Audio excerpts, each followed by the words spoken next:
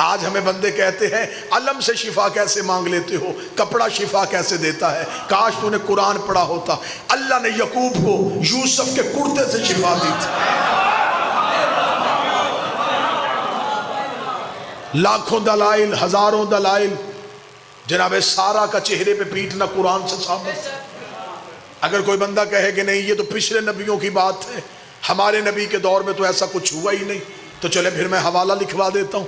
حوالہ لکھ لیجئے، مدارج النبوہ، شاہ عبد الحق محدث دہلوی کی کتاب ہے، مذہب اہل سنت کی معتبر کتاب ہے۔ اس میں لکھا ہے جب جنگ احد میں رسول کے چچا حمزہ شہید ہو گئے اور احد کے شہداء کا ماتم مدینے میں ہو رہا تھا، اب جو لفظ بالکل لکھے ہیں میں وہ لفظ پڑھوں گا تاکہ کل کو کوئی ویڈیو کیمرے میں میری ویڈیو لے کے کتاب کے ساتھ ٹیلی کرے تو وہ یہ نہ کہے یہاں لفظ اور تھے ممبر سے اور بیان کیے گئے۔ میں وہی لفظ پڑھتا ہوں جو شاہ عبد الحق محدث دہلوی لکھا ہے۔ انہوں نے کہا جب رسول مدینہ پہنچے تو پورا مدینہ ماتم کدا تھا۔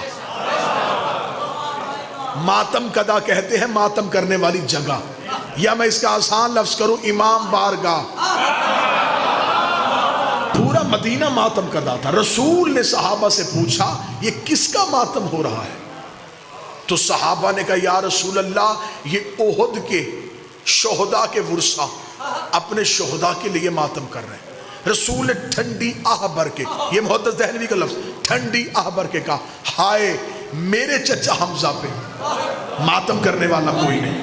یہ کہہ کے رسول گھر گئے، انصار اپنے اپنے گھروں میں گئے، اپنی اپنی عورتوں کو بلایا، بچوں کو اکٹھا کیا اور رسول کے دروازے پہ لے کے آئے۔ میں جملے پڑھ رہا ہوں مدارج نبوہ سے۔ انصار صحابہ اپنی عورتوں کو لے کے رسول کے دروازے پہ آئے۔ پہلی ماتمی سنگت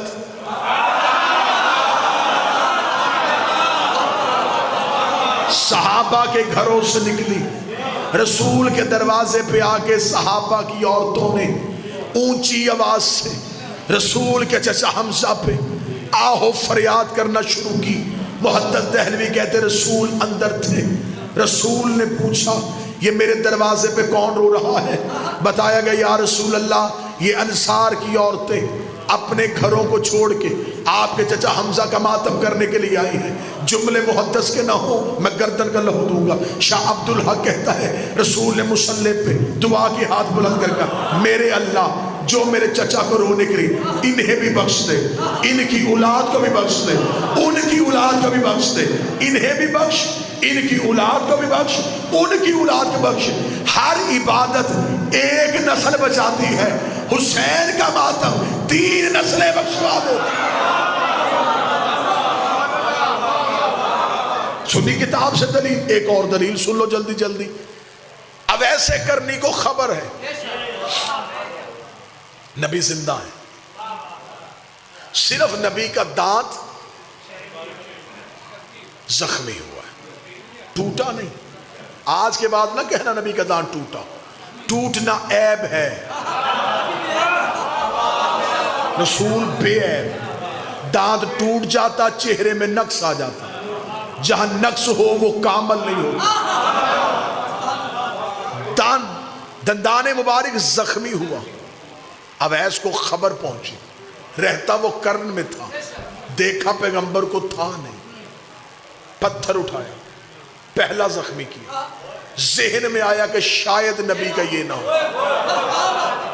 پھر دوسرا، پھر ذہن میں شاید یہ بھی نہ ہو، پھر تیسرا، سارے کے سارے توڑے، لہو منہ سے نکل رہا ہے۔ نبی بیٹھے ہیں مدینے میں، یکدم نبی کے جسم میں جھرجھری آئی۔ صحابہ نے کہا یا رسول اللہ کیا؟ رسول نے دیکھا او میرے صحابیوں مجھے جنت کی خوشبو تمہارے گھروں سے نہیں کرن سے آ رہی ہے، مجھے جنت کی خوشبو کرن سے آ رہی ہے۔ صحابہ نے کہا یا رسول اللہ وہاں کون رہتا ہے؟ فرمایا اگر تم میں سے کوئی کرن جائے وہاں میرا ایک عاشق ہے، اس کا نام اویس ہے، اسے میرا سلام کہنا۔ میں بات سمجھا ہی نہیں سکا۔ محمد وہ ہے جسے اللہ سلام کر رہا ہے، نبی وہ ہے جو اپنے عاشق اور اپنے ماتمی کو سلام کر رہا ہے۔ نبی نے کسی صحابی سے نہیں کہا کہ جلدی جاؤ تیز رفتار گھوڑا لے کے جاؤ اویس کو گرفتار کرو گرفتار کر کے لاؤ میں زندہ تھا اس نے زندہ کی یاد میں ماتم کیوں کیا نبی نے کہا اسے جا کے خوشخبری دو کہ تمہیں نبی سلام کہہ رہا ہے چل نبی نے تو محبت میں کہہ دیا تھا خدا ہی کہہ دیتا کہ جسم میرا تھا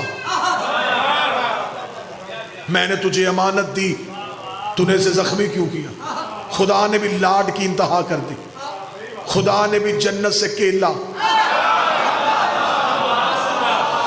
فرش پہ بھیج دیا کہ اب منہ میں دانت نہیں ہے غذا نرم چاہیے چبا نہیں سکتا جنت سے کیلا اویس کی محبت میں آیا پھر تو مولوی کو مان لینا چاہیے نا عشق میں ماتم کرو لنگر کے انتظام خدا کرتا ہے ماتم کے لیے ایک نہیں 1000 دلائل کے انبار لگائے جا سکتے ہیں لیکن جس نے نہیں کرنا